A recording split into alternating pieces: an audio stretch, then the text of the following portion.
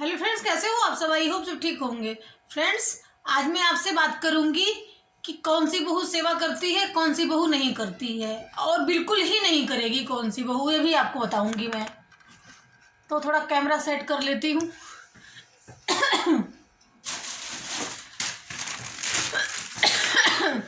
तो मैं आपको बताना चाहती हूँ फ्रेंड्स कि कौन सी बहू, पहले ये बात करूंगी मैं कि कौन सी बहू सेवा नहीं करेगी।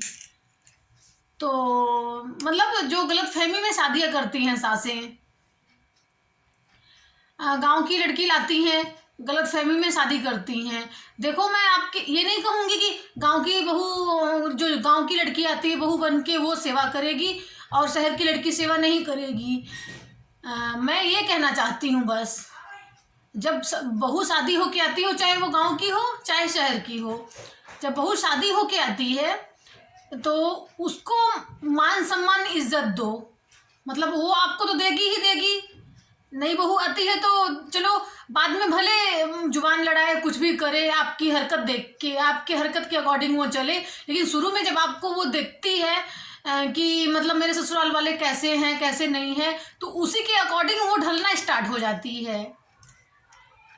सोच लो आप, जैसे कि शादी होगी, एक लड़की आई, आपको बहुत इज्जत मान सम्मान दे रही है, टाइम पे खाना भी दे रही है, हाथ पैर दबा रही है, तो उसकी आप इज्जत करो, उसको मान सम्मान दो, थोड़ी तारीफ के बोल बोल दो उससे। और सबसे बड़ी बात आपको बताऊं, जब उसको बच्चा होता है, प्रेग्नेंट होती है वो, तो उसकी देखभाल अच्छे से सास करे, केयर करे अच्छे से, जैसे अपने लड़की की, अपने जैसे सगी माँ हो वैसे करती है। और बच्चा होने के बाद, डिलीवरी होने के बाद भी बहुत केयर करती है। तो 99.9% चांस है कि वो बहू आपकी सेवा जरूर करेगी, चाहे वो गांव की हो शहर की हो, मैटर नहीं करता। मैं आपको बताना चाहती हूँ, मैटर बिल्कुल भी नहीं करता, ये लिखवा के रख लो आप। वो बहू आपकी सेवा तो जरूर करेगी। और रही 1% लड़कियां होती हैं, बिगड़ी हुई होती हैं, सब कुछ करने के बावजूद 1% की बात करी है मैंने।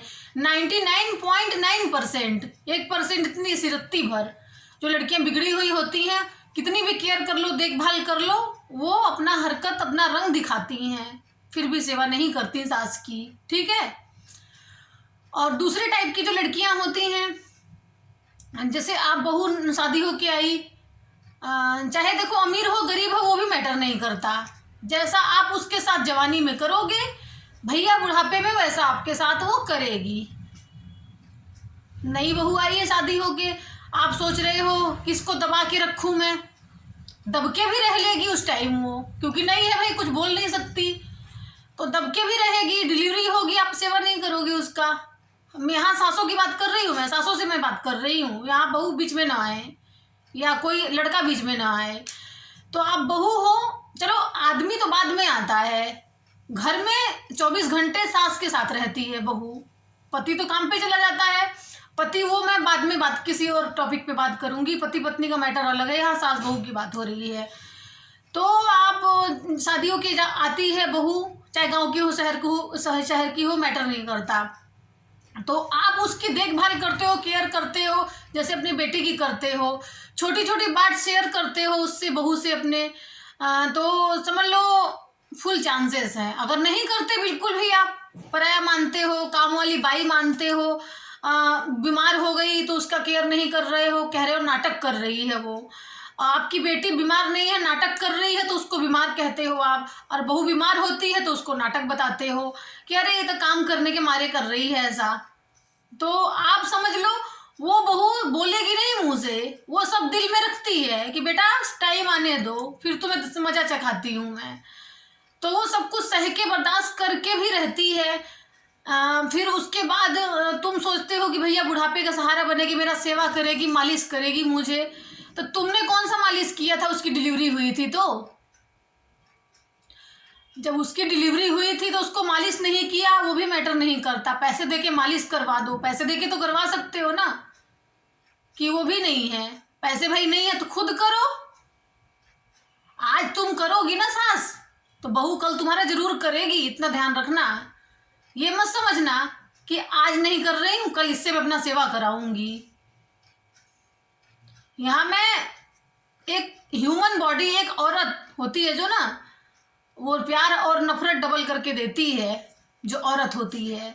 आप जितना प्यार मान सम्मान नहीं आने पे दोगे उसको, नई बहू जब आएगी मान सम्मान दोगे, जितना उससे लगाव रखोगे उतनी ही आपकी केयर करेगी बुढ़ापे में, जितने आपसे रिश्ता मजबूत उससे बनाओगे आप बहू से। बेटा तो बाद में आता है यार, बेटा सेवा कहीं ना करता, मैंने तो आज तक देखा नहीं है। अगर देखा भी है करते होंगे, मैं नहीं कह रही कि बेटे नहीं करते, करते होंगे बेटे सेवा। आज मेरी फ्रेंड का फोन आया तो उन्होंने बोला था कि साथ ना ऐसी ऐसी बात है कि मुझे तो शादी होके आई थी, मुझे इतना परेशान किया गया था और मुझे मुझसे उम्मीद करी जा रही है सेवा की। तो मैंने तो अपने पति से बोल दिया है, भाई माँ ने तुम्हारे पैदा किया है, तुम जाके सेवा करो, बीमार है जाके देखो तुम। भैया हमारे को तो मतलब जीना दूभर कर दिया था, मेरी बस की तो नहीं है, मेरी हिम्मत नहीं पड़ रही है जाने की। उसने बोला है कि तुम ही जाके देखो अपनी माँ को। भाई तुम्हारा फर्ज बनता है, तुम्हें पैदा किया है, बड़ा किया है, तुम्हारा तो फर्ज बनता ही बनता है। तो वही कहना चाहती हूँ आपसे कि जब बहू नहीं होती तो उसको मान सम्मान नहीं दिया जाता, प्यार मोहब्बत नहीं दिया जाता उसको, उससे हर बातें छिपाई जाती है। वो बीमार होती है तो उसको नाटक बोला जाता है, दवाई लाने के लिए भी पैसे नहीं दिए जाते उसको, पैसे दिए भी जाते हैं तो रो रो के दिए जाते हैं, ताने मार के दिए जाते हैं, खर्चा देने में भी मुश्किल होती है। कई पति नहीं देते, कई बहुओं को सासें खर्चा देती हैं, पूरा घर की मालकिन सास होती है, तो उसको रो रो के राशन भी लाया जाता है। साबुन घिस घिस के ख़त्म हो जाए तो क्या बहू को याद नहीं रहेगा?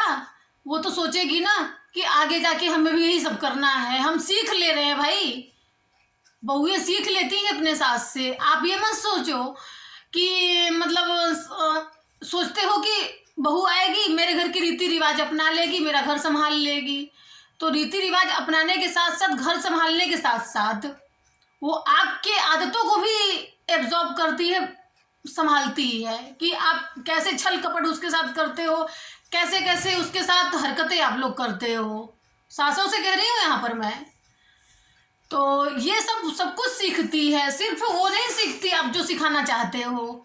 ये सिर्फ कहते हैं ना कि बच्चा जैसे देख के नहीं बोलने से नहीं सीखता, देख के सीखता है। सिर्फ ठीक उसी प्रकार बहू भी आपके बोलने से कहने से नहीं सीखेगी कि बेटा पूजा कर लो, वो पाठ कर लो, ये कर लो, वो कर लो। तो वो तो सीखेगी ही सीखेगी। तो भैया वो तो कह रही हो तो हुक्म मान के तुम्हारा कर रही है। तो ये सोचो आप कि जो आप कर रहे हो उसके सामने उससे छल कपट इतना कर रहे हो, उसकी केयर नहीं कर रहे हो, तो वो भी सीख रही है आपसे। तो आपको आगे चल के भुगतना पड़ सकता है। इसलिए मेरी सासों से हाथ जोड़ के गुजारिश है कि थोड़ा अपने बहू का ख्याल रखें। और हाँ, बुराइयां इधर उधर करती फिरती है ना कि आज झाड़ू नहीं लगा घर में, पोछा नहीं लगा घर में, आज मेरी बहू लेट सो के उठी है, तो इस बात का भी थोड़ा ध्यान रख के सासें बुराइयां करा करें। आज बहू खाना स्वाद नहीं बनाती तो ये नहीं करती, नमक तेज डाल देती है। भैया सिखाओ उसको, जितना तुम सिखाओगी खड़ी हो जाओ किचन में कि बहू देख ऐसे बनाना चाहिए बेटा। और जैसे अपने बेटी को सिखाती हो ना कि देख ले बेटा अगले दूसरे के घर जाना है तुझे, सीख ले, वैसे ही अपने बहू को हाथ पकड़ के सिखाओ। आपका हक बनता है सिखाने का। माँ से चलो जितना सीख के आई है वो तो आपके घर में आप कहते हो ना कि मेरी नई बहू आई थी तो बड़ी अच्छी थी, अब क्या हो गया? अब भैया यही हो गया कि तुम्हें देख के सीख रही है। पहले अपने माँ से सीख के आई थी तो बहुत कायदे से रहती थी वो, क्योंकि माँ ने उसको सब कुछ अच्छे से संस्कार दिए थे। अब सास से सीख के बिगड़ रही है, जुबान लड़ा रही है, तो उसमें बुराई क्या है? आई बात समझ में? मेरा साफ सीधा कहना ये है, जो करोगे, जैसा करोगे बहू के साथ वैसा आप पाओगे।